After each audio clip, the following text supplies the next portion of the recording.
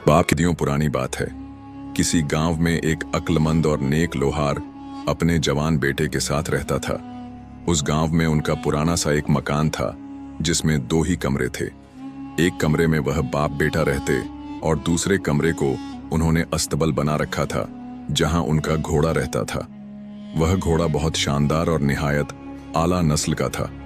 सालों पहले बूढ़े लोहार को किसी ने घोड़े का बच्चा तोहफे में दिया था और उसने भी एक बाप की तरह उसे पाला। वह हमेशा कहता था कि उसका एक नहीं 2 बेटे हैं। जब वह घोड़ा जवान हुआ तो चारों ओर उसकी खूबसूरती की धूम मच गई। दूर दूर से लोग उसे देखने आते और उसकी तारीफ किए बिना रह न पाते। कुछ अरसा गुजरा तो साथ वाले गांव के एक रईस को भी इस घोड़े की खबर मिली। उसे घोड़े पालने का बहुत शौक था। एक दिन वह लोहार के घर आया और घोड़े को देखकर इस कदर मुतासिर हुआ कि उसने बूढ़े को बुलाया और उसे मुंह मांगी कीमत की पेशकश की। लोहार ने माजरत करते हुए कहा, यह घोड़ा नहीं, मेरा बेटा है और अपनी औलाद को कोई फरोख्त नहीं करता। वह रईस मायूस होकर लौट गया, लेकिन जाते जाते बूढ़े लोहार को बुरा भला कहता रहा। एक दिन गांव के कुछ लोग बूढ़े लोहार के घर आए और उसे समझाने लगे, तुम एक गरीब आदमी हो, ऐसे आला नस्ल के घोड़े को कितनी देर संभाल कर रख लोगे? तुम्हें अच्छी कीमत मिल रही है, इसे बेच डालो। कहीं ऐसा ना हो कि किसी दिन यह घोड़ा कोई चुरा कर ले जाए। ऐसे हर मशवरे के जवाब में वह बूढ़ा मुस्कुरा देता और सबको शुक्रिया कहकर वापसी का रास्ता दिखाता। बूढ़े लोहार की एक आदत थी कि वह दरवेश लोगों की बहुत इज्जत करता था और जब भी कोई ऐसा बुजुर्ग नजर आता तो उससे मारिफत और दानाई की बातें सीखता। एक दिन साथ वाले गांव के उसी रईस ने लोहार से घोड़ा हासिल करने की एक तरकीब सोची। उसने एक बूढ़े शख्स को दरवेश के रूप में भेजा। वो नकली दरवेश जब लोहार के घर आया तो उसने कहा, मैं इस घोड़े से मुताल्लिक एक पुराना राज जानता हूं। यह घोड़ा दरअसल एक कदीम नस्ल से ताल्लुक रखता है और यह सिर्फ खास और अमीर लोगों को ही रास आता है।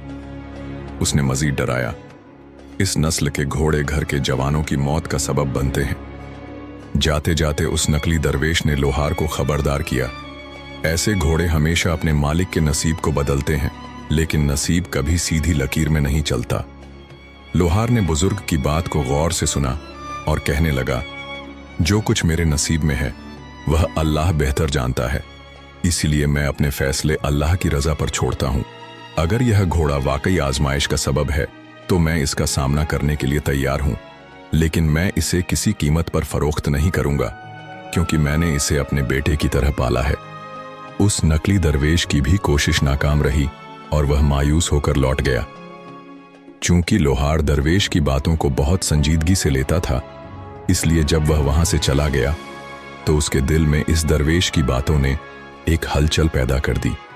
वह सोच में पड़ गया कि क्या वाकई इस घोड़े के साथ कोई ऐसा राज जुड़ा हुआ है जिसका उसे इल्म नहीं। फिर एक ऐसा दिन आया जब वह और उसका बेटा हस्बे मामूल सुबह उठे तो देखा कि साथ वाले कमरे का दरवाजा खुला हुआ था और घोड़ा वहां से गायब था। परेशान होकर वे दोनों आसपास देखने लगे, मगर कोई सुराग न मिला। बूढ़े लोहार ने अपने बेटे को घोड़े की तलाश में भेजा। वह कई दिन जंगलों और पहाड़ों में भटकता रहा, लेकिन घोड़े का कोई नामो निशान न था। जब वह घर वापस लौट रहा था तो दूसरे गांव के रईस ने अपने कुछ कारिंदे भेजे और उन्होंने लोहार के बेटे को पकड़ लिया। उसे बहुत मारा पीटा। जब गांव वालों को इन वाकयात का पता चला तो वे अफसोस करने उसके घर आए। जिन लोगों ने लोहार को घोड़ा बेचने का मशवरा दिया था उन्होंने झट से उसे ताना दिया, तुम्हें समझाया था घोड़ा बेच दो, लेकिन तुम उस वक्त अपनी अकड़ में थे और हमारी बात न मानी। अब हम तुम्हारी बदकिस्मती पर अफसोस ही कर सकते हैं कि घोड़ा भी गंवा बैठे और बेटा भी जख्मी हो गया। लोहार उन सब की बातें सुनता रहा, फिर बड़े इत्मीनान से बोला, भाइयों, तुम्हारा बहुत बहुत शुक्रिया कि तुम सब मेरे पास आए और हमदर्दी का इजहार किया, मगर मुझे यह बात समझ नहीं आई कि इसमें बदकिस्मती कहां से आ गई। यह दुरुस्त है कि आज सुबह वह घोड़ा अपने कमरे से गायब था और उसे ढूंढते हुए मेरे बेटे को भी जख्मी किया गया। इस हद तक तो बात दुरुस्त है, मगर इसके बारे में अभी से तुम लोगों ने यह कैसे तय कर लिया कि यह सब मेरी बदकिस्मती है?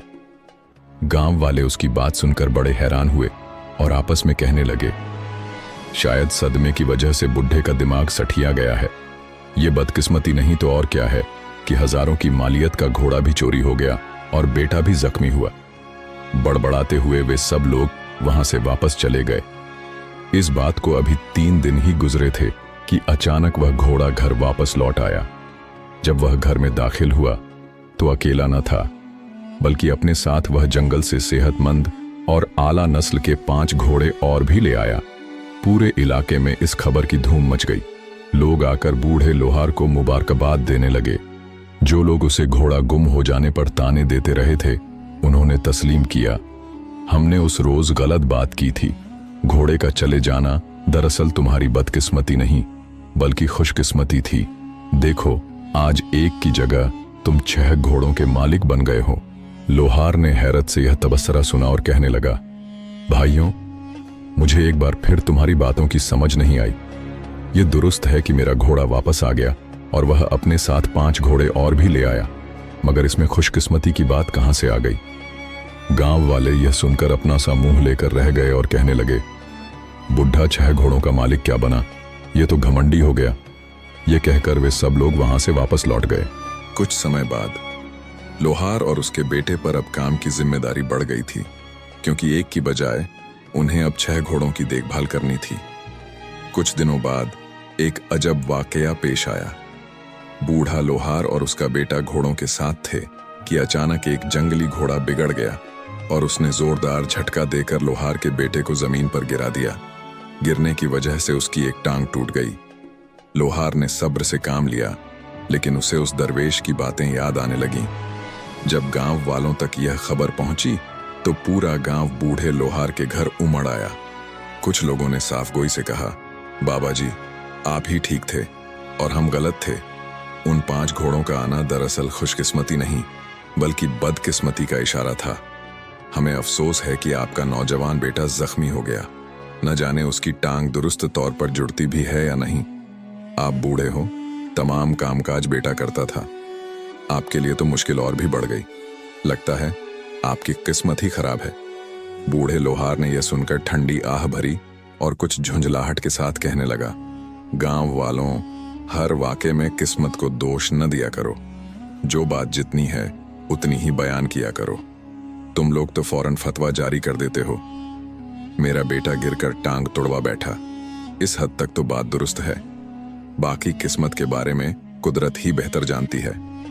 लोहार की यह बात सुनकर गांव वाले गुस्से में कहने लगे, चलो भाइयों, यह बुढ़ा तो हर दफा हमें जलील करता है। यह कहकर तमाम लोग वहां से चल दिए।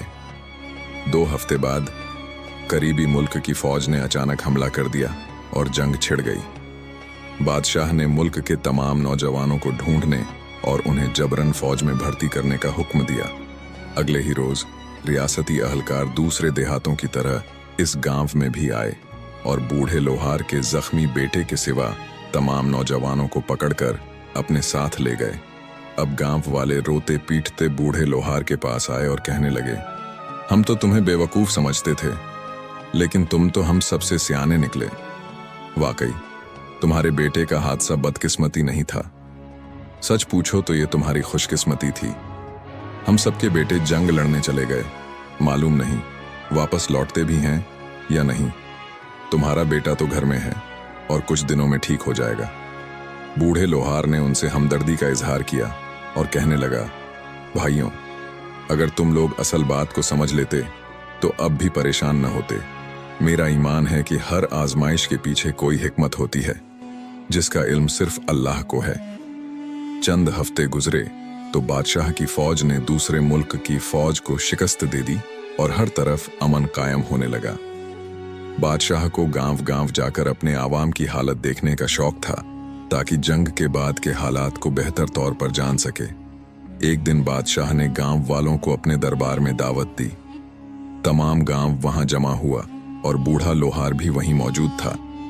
गांव वालों ने बादशाह को लोहार के साथ पेश आए तमाम वाकयात बताए। उसके घोड़े का गुम हो जाना, फिर उसके साथ मजीद 5 घोड़े आना, फिर उसके बेटे की टांग का टूट जाना, लेकिन इसी हादसे की वजह से जंग में न जाना। सबने कहा, यह बूढ़ा लोहार किस्मत का धनी है।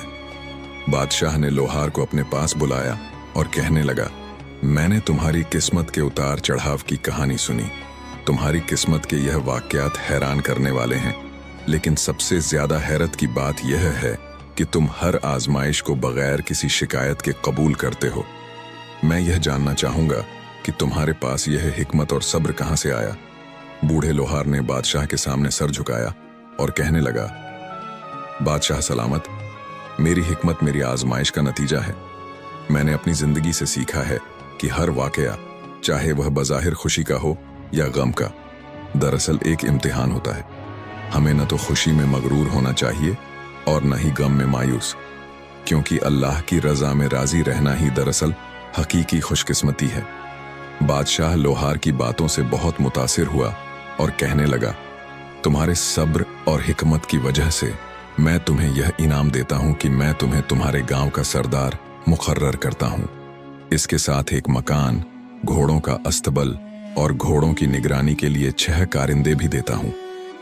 बूढ़े लोहार ने बादशाह का शुक्रिया अदा किया और कहने लगा, बादशाह सलामत, आपका यह इनाम मेरे लिए बहुत बड़ा है, लेकिन मेरी खुशी इसी में है कि आपने जो भी अता किया उसे अल्लाह की रजा समझकर कबूल करूं। यदि वीडियो पसंद आई हो तो वीडियो को लाइक और चैनल को सब्सक्राइब जरूर करना, ताकि इसी प्रकार की वीडियो और देख सको।